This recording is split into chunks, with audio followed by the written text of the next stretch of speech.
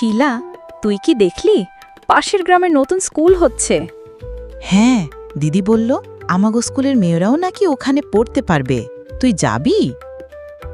মনটা তো খুব চায়, কিন্তু জানিসই তো মা বলতেছে মেয়ে মানুষ এত দূর পরে কি করবি।